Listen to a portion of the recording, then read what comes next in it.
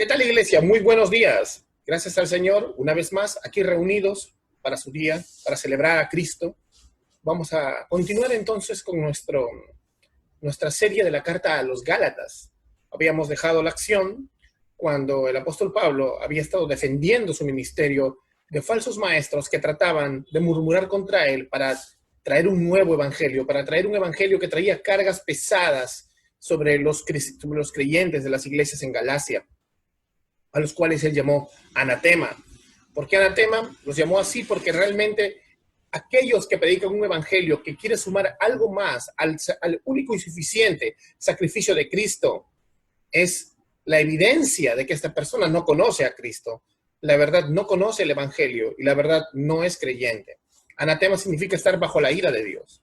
Es decir, estas personas falsas no son creyentes. Y el apóstol Pablo nos da un gran consejo. Dice que si aún él, o sea, un apóstol, alguien que tú quieras mucho, un líder muy conocido, como el apóstol Pablo, dice, aunque yo regresara y les dijera un evangelio diferente, sea maldito, sea anatema, aunque tuvieras una experiencia supuestamente sobrenatural muy poderosa, como un ángel bajando del cielo a traerte un mensaje que sea Cristo más algo, o Cristo sumándole alguna tradición o algo, sea anatema, dice el apóstol Pablo, y es Dios inspirando a Pablo a decir esto.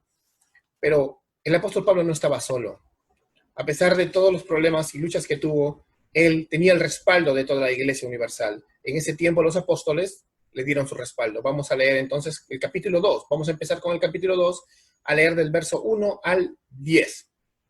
Dice la palabra del Señor, y después oramos. Dice, entonces, después de 14 años, subí otra vez a Jerusalén con Bernabé, llevando también a Tito. Subí por causa de una revelación y les presenté el evangelio que predico entre los gentiles. Pero lo hice en privado a los que tenían alta reputación para cerciorarme de que no corría ni había corrido en vano. Pero ni aun Tito, que estaba conmigo, fue obligado a circuncidarse, aunque era griego. Y eso fue por causa de los falsos hermanos introducidos secretamente que se habían infiltrado para espiar la libertad que tenemos en Cristo Jesús a fin de someternos a esclavitud, a los cuales ni por un momento cedimos, para no someternos a fin de que la verdad del evangelio permanezca con vosotros.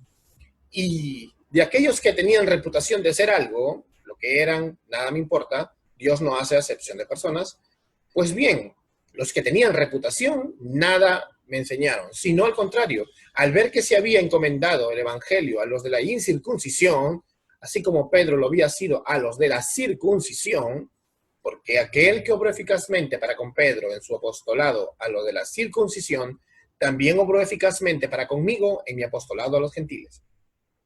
Y al reconocer la gracia que se me había dado, Jacobo, Pedro y Juan, que eran considerados como columnas, nos dieron a mí y a Bernabé la diestra de compañerismo para que nosotros fuéramos a los gentiles y ellos a los de la circuncisión. Solo nos pidieron que nos acordáramos de los pobres, lo mismo que yo estaba también deseoso de hacer, Amén. Esta es la palabra del Señor. Vamos a orar antes de meditar en estos versículos.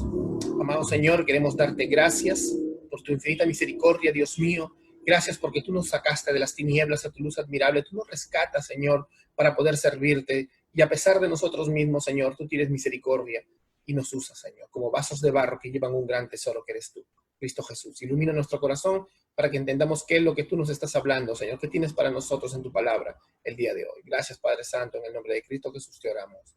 Amén y amén.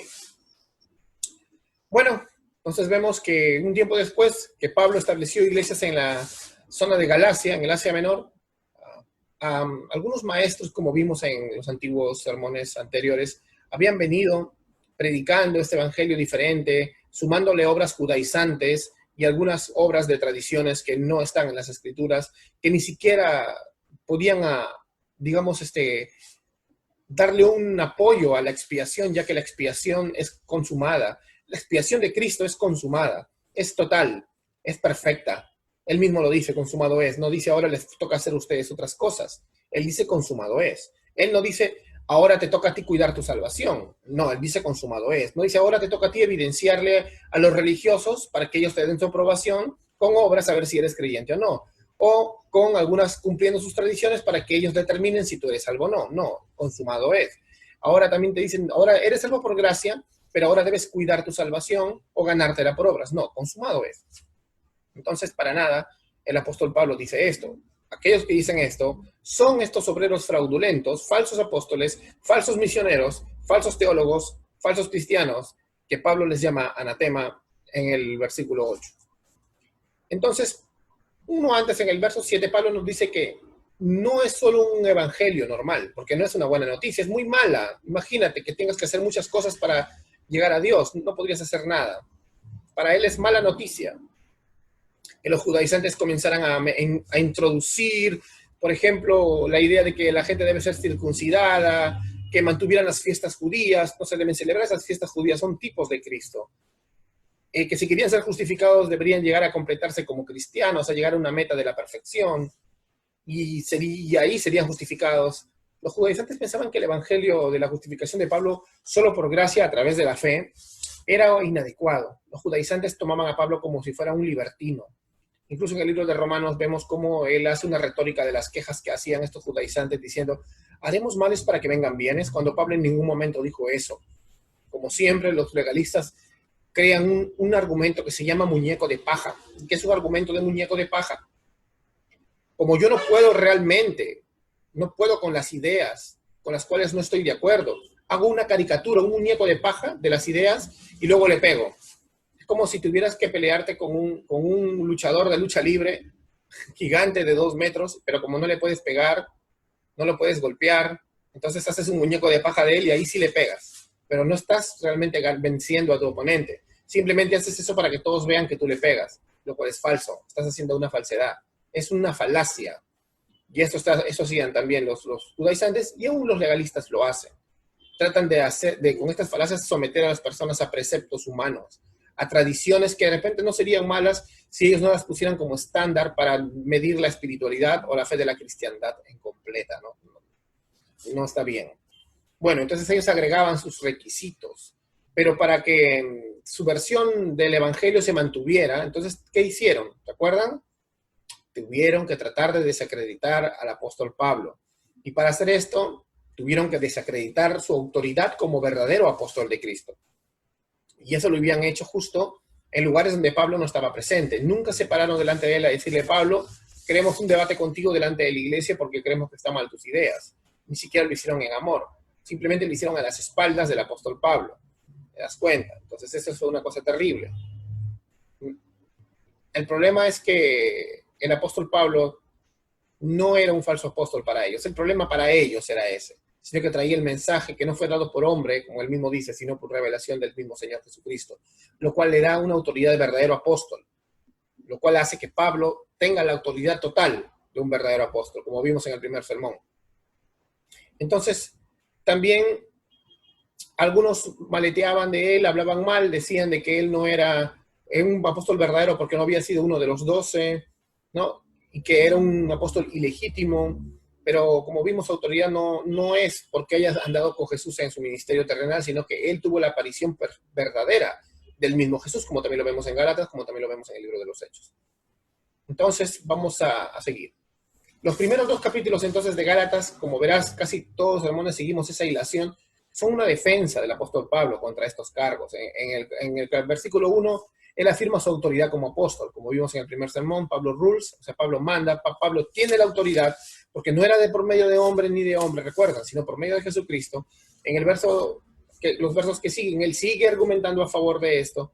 No es un legado ficticio, es un legado real. Él es un verdadero apóstol y acá mismo en el texto dice que así como Pedro fue enviado a los de la circuncisión, Pablo es enviado a los de la circuncisión. Es decir, Pedro es enviado a los judíos y Pablo es enviado a los que no son judíos, a todas las demás naciones de la tierra. Por eso él se le llama el apóstol de los gentiles. Ahora, ¿qué vemos acá también? Que esta verdad de que Pablo fue enviado por el mismo Jesucristo es luego aceptada por los apóstoles.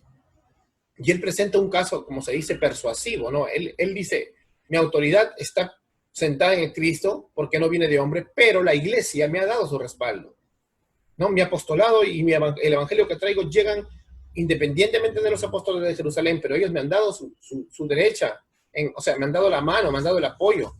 Estoy junto, soy del mismo equipo.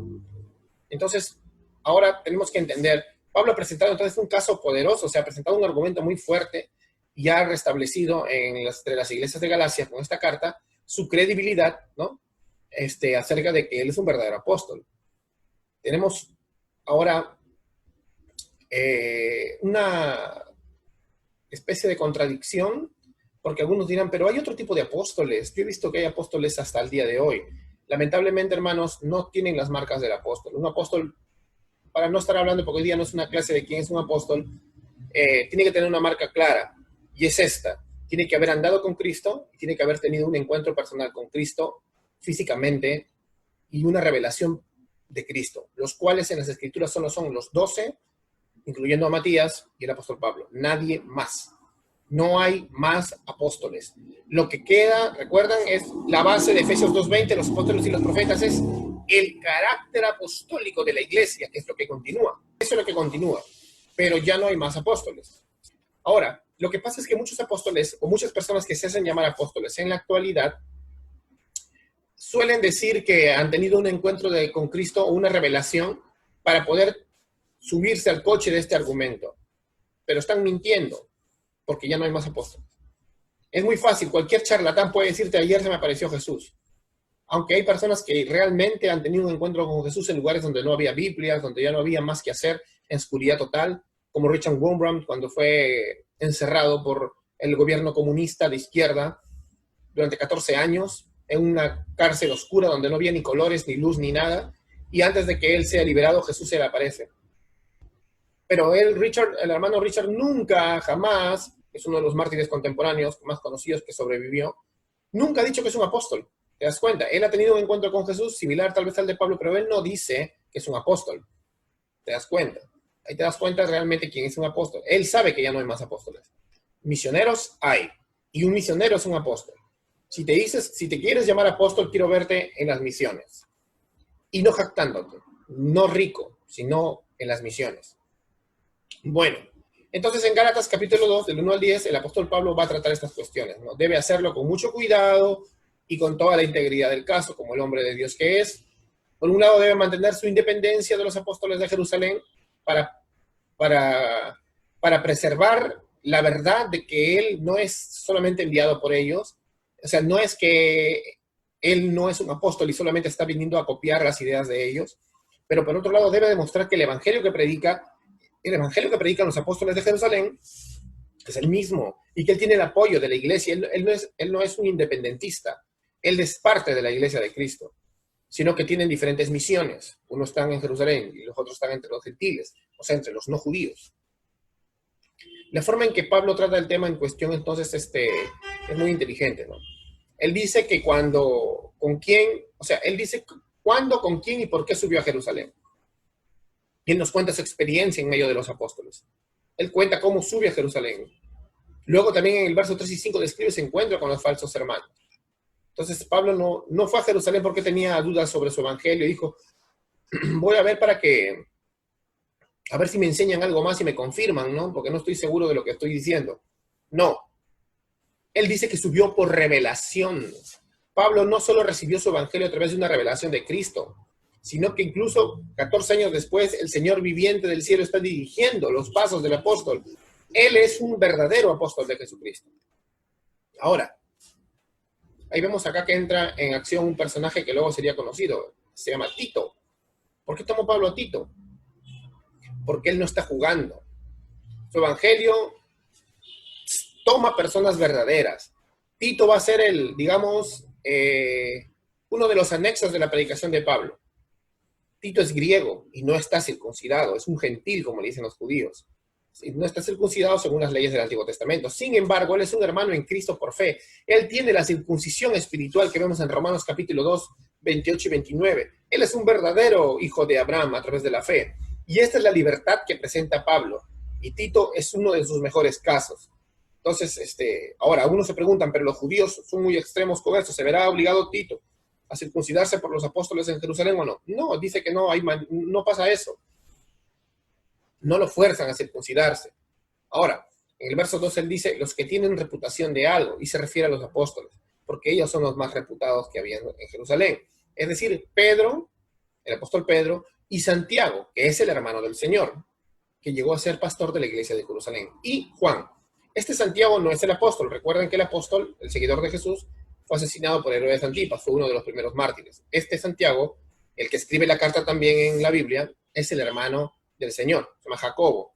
Por una forma, luego fue mutando su nombre de San Jacobo, San Jacobus y luego Santiago, para que aprendamos. Pues bueno, puedes ver en el versículo 9, donde estos tres hombres de Dios se describen que los que tienen fama de ser los pilares, o sea, eran los líderes principales de la iglesia. Y en el versículo 4 al 5 vemos que podría ser necesaria una reunión privada con ellos, pero los falsos maestros meten su cuchara y quieren, como sea, tal vez, circuncidar a Tito. Insisten en circuncidar a Tito. Entonces, como hay mucha presión de parte de este grupo de legalistas, hay una reunión en privado para que se presenten los argumentos. El propósito de Pablo para subir a la ciudad de Jerusalén es, claro, es confirmar que no todo ha ocurrido en vano. El ministerio de Pablo hubiera sido en vano si los judaizantes tuvieran razón. Es decir, si los apóstoles en Jerusalén no estaban de acuerdo con Pablo e insistían en la circuncisión. Si hubiera pasado así, hubiera habido una división. Y esto significaría que los apóstoles de Cristo tenían un mensaje diferente al de él. Y no se podía establecer una iglesia sobre una base fracturada. Pero Pablo no necesitaba confirmar su propio evangelio. Él necesitaba confirmar que los otros apóstoles estaban de acuerdo. Y así era, así era. Como buenos judíos tuvieron sus dudas. Se lo puedes ver en el libro de los Hechos. Pero ellos entendieron, por la gracia del Señor, que la salvación no viene por una circuncisión física, sino que Él quiere que circuncidemos nuestros corazones, como vemos en el Antiguo Testamento, como los profetas clamaban. ¿De qué te sirve que tengas una señal del pacto visible nada más si no has nacido de nuevo? No sirve de nada. Estar dentro del pacto con Dios tiene muchos beneficios, hermanos. Cuando tú te bautizas y entras en pacto con Dios hay muchos beneficios, pero ¿realmente has nacido de nuevo? Recuerda eso, porque de esto depende tu destino eterno. Ahora, vemos en estos versículos algo muy importante. Si vamos a ser un pueblo bíblico, debemos ser un pueblo que confronta con amor. Si creemos que alguien está equivocado, si creemos que el ministerio de la iglesia podría estar en peligro, debemos buscar la gracia de Dios para ir a la persona y ponerla ante nosotros. Ponerla ante nosotros y decirle, hermano, ¿qué está pasando? Las situaciones son estas, la palabra dice esto. Casi ninguno de nosotros hace esto naturalmente, pero la iglesia está llamada a esto. Si tú crees que alguien está mal, corrígelo con mansedumbre, dice Gálatas capítulo 6, versículos del 1 al 2. Con mansedumbre, o sea, con humildad. Quizá Dios le conceda el arrepentimiento. Quizá Dios quiere restaurarlo de esta manera y tú debes cuidarte de no juzgarlo porque podrías caer en lo mismo. La asamblea está llamada no a apedrear a las personas que se equivocan y caen, sino a restaurarlas. Por eso el deseo y consuelo personal de Pablo era esto, que miremos a Cristo nada más. Y no estemos viendo estas obras de la carne que los judaizantes quieren anexar, que no son fruto del Espíritu Santo, son productos de la carne, de querer agradar a Dios mediante nuestras intenciones carnales, de querer ser alguien. ¿Te das cuenta? Son el tipo de cosas que experimentamos cuando no buscamos a Cristo, pero decimos que buscamos a Cristo. En el capítulo 5 de esta misma carta, en el verso 24, dice que los que pertenecen a Cristo han crucificado la carne con sus pasiones y deseos. Y no solamente quiere decir que has sepultado tu deseo sexual, tu deseo de orgullo, sino también, ¿sabes qué? Tu deseo religioso. Al poner nuestra fe en Cristo Jesús y recurrir al poder del Espíritu Santo, dejamos de ser esclavizados por ese amor que tenemos a ser aceptados y al conflicto. Y experimentamos la verdad, la verdadera libertad de hacer lo que hizo el apóstol Pablo. Enfrentar el desacuerdo con amor. Cualquier paz que tengamos en cualquier otra cosa, en cualquier otra fuente de felicidad que no es Cristo, lamentablemente no nos va a llenar el corazón.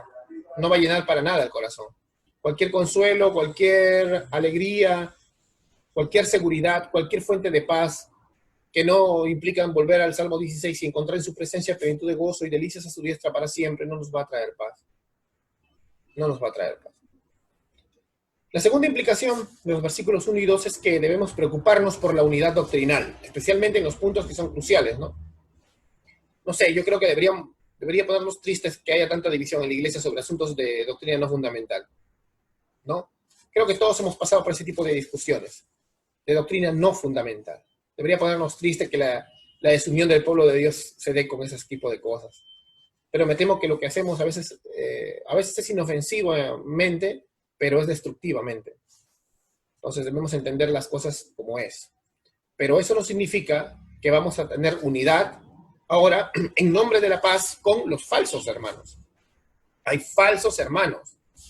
Los lobos son fáciles de identificar. Es fácil identificar un lobo, pero un lobo vestido de oveja, esos son más difíciles porque parece oveja. Muchos lo quieren como oveja y serán de los que en el Mateo capítulo 7, de los que estén de frente al Señor y dirán, Señor, nosotros te servimos. Y Él les dirá, nunca los conocí. ¿Te das cuenta? Porque es muy posible que muchos de los falsos maestros están convencidos que son cristianos y que hacen las cosas bien. Su ceguera los ha llevado hasta el orgullo de no arrepentirse, de no querer reconsiderar sus errores. Pero la palabra dice en 2 Timoteo capítulo 2, del 24 al 26, que nosotros debemos ser amables para con ellos. Quizá Dios les conceda el arrepentimiento y los aleje del lazo del diablo al cual están atados. Entonces debemos nosotros que tener en cuenta eso. Pablo ha logrado entender en esta carta que es mostrar a los gálatas quiénes son realmente estos falsos. En este caso, los judaizantes que estaban en medio de ellos, en medio de la iglesia de Jerusalén. Los que querían sumarle al evangelio circuncisiones, fiestas, reglas, etc. Los maestros falsos se presentan como luz, pero son tinieblas. Son falsos y sus demandas también van en contra de la consumación total de la expiación de Cristo. Ellos no aceptan la expiación de Cristo. Luego, vamos a ver otro punto que también vimos al principio de la introducción, que era el encuentro con los apóstoles. ¿No? En el verso 6 al 10 vemos Pablo describe ese encuentro con los apóstoles mismos, ¿no? Él dice, no me agregaron nada, no recibí evangelio de hombre, pero luego dice que nos dieron su mano, de su diestra, en señal de comunión, para que fuéramos a los gentiles y ellos a los judíos. Su mano, Jacobo, Pablo, Pedro y Juan nos dieron a él y a Bernabé, dice su mano diestra, se dieron la mano, bien hecho, somos la misma iglesia, somos el mismo cuerpo, vamos a tener diferentes misiones, campos misioneros, pero vamos a predicar el mismo evangelio. Los judaizantes no representaban a los apóstoles de Jerusalén, así como hoy día los falsos maestros no representan a la iglesia de Cristo. Por eso no puedes tú, si algún falso maestro te ha hecho daño, resentirte con la iglesia del Señor. De repente el único cristianismo que has conocido es un falso cristianismo. Busca a Cristo realmente y vas a encontrar a los verdaderos cristianos. No puede pasar, como decía Diego Armando Maradona, nosotros podemos fallar, pero la pelota no se mancha. Igual pasa en el cristianismo. Cristo es perfecto. Su mensaje es perfecto y es poder de Dios para salvación. Que hombres inescrupulosos hagan cosas que no se deben y dañen a la gente no significa que el evangelio se va a ensuciar. Los judaizantes hacían eso, pero los apóstoles le dijeron a Pablo, nosotros no creemos lo que ellos dicen. Entonces el testimonio apostólico, unidos todos los apóstoles, tanto hacia gentiles como hacia judíos, es el fundamento de la iglesia y este nunca fue dividido. Es firme hasta ahora y es sólido. Hay una base fuerte y unida para las dos grandes misiones, para los judíos antes de que fueran destruidos y ahora para todo el mundo. Y ese fue un gran día para las misiones. Genial, ¿no? El día que la iglesia demostró que estaba más unida que nunca, a pesar de que los falsos maestros estaban a la puerta, presionando incluso a los mismos apóstoles, exigiendo su derecho de, como cristianos, poner reglas. Los apóstoles dijeron, no, lo siento. Nosotros predicamos un evangelio de la gracia que transforma, que cambia vidas, que santifica, que mortifica pecado, pero que no pone condiciones para ser salvo. Porque Cristo ya ha muerto por los pecados del mundo. Amén. Entonces, él dice que no hay que pensar que un hombre es a quien se le debe el evangelio. El apóstol Pablo dice, los apóstoles y yo coincidimos de que nosotros no recibimos el evangelio así nada más porque alguien nos lo enseñó, sino que es el mismo Dios en la persona de Cristo Jesús quien nos ha enseñado y nos ha enviado. Somos enviados por Él y nosotros ahora enviaremos a la iglesia. Pero los únicos y verdaderos apóstoles de Jesucristo somos nosotros. Amén. Eso es lo que dice Pablo. Para terminar, voy a hacer unas preguntas. Si Dios trabajó antes de la fundación del mundo, como dice Efesios capítulo 1, verso 4, en la muerte y resurrección de Jesús, en el concilio de Jerusalén, en los últimos 2000 años, incluso en el sermón que estamos en este momento aprendiendo, que la verdad del Evangelio sea preservada para ti. Entonces, ¿no te das cuenta? ¿Te das cuenta cuánto te ama y cuánto Él merece que tú le obedezcas? ¿Cuánto Él merece tu fe y tu obediencia? Si creemos realmente en que Dios ha determinado todo y Él ha determinado todo para tu bien, mira, desde esos tiempos hasta ahora, para que estés aquí escuchándome, incluso en tu vida cristiana, para que tú hayas creído en Él, ¿no te das cuenta cuánto te ama? Respóndete a ti mismo, ¿te das cuenta cuánto te ama? Si Dios ha trabajado de esta manera para preservar la verdad del Evangelio por tantos siglos, para que las personas de este tiempo sigan siendo salvas realmente, ¿no te parece que este es un gran desafío? Es incomparable. Que nos impulsa a seguir predicando con más ganas este mensaje que ha sido preservado más de 2000 años. ¿Te das cuenta? Comprométete. Comprométete a predicar esta buena nueva. Comprométete a predicar la buena nueva del Evangelio. Comprométete a estudiar tu Biblia. Comprométete de corazón con el Señor, de rodillas el día de hoy. Voy a estudiar las Escrituras en su contexto. No quiero predicar un mensaje falso. No quiero estar cegado. Quiero ser un verdadero apóstol de Cristo, un verdadero misionero. Quiero ser un verdadero predicador, un verdadero evangelista, un verdadero cristiano. Amén. Que Dios nos ayude.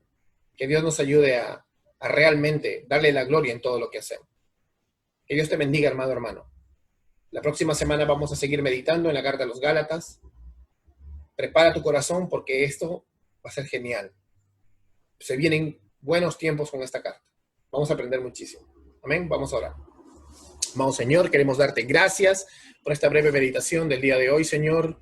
Amado Señor, queremos ser sinceros, queremos ser personas cristianos, seguidores tuyos, Señor, que digan la verdad, que confronten el error con amor y con paciencia, con tierna mansedumbre, como tú nos mandas en tu carta a Timoteo capítulo 2, pero también, Señor, es saber que el fundamento del evangelio que tenemos, Señor, es sólido, que los apóstoles que tú realmente levantaste, Señor, estuvieron de acuerdo y que ningún falso maestro que le quiere agregar obras al evangelio, Señor, va a salirse con la suya, que la iglesia siempre va a prevalecer y que tu evangelio de la gracia va a triunfar, Señor. Gracias, Dios mío, y llévanos con bien. En el nombre de Cristo Jesús te oramos. Amén y amén.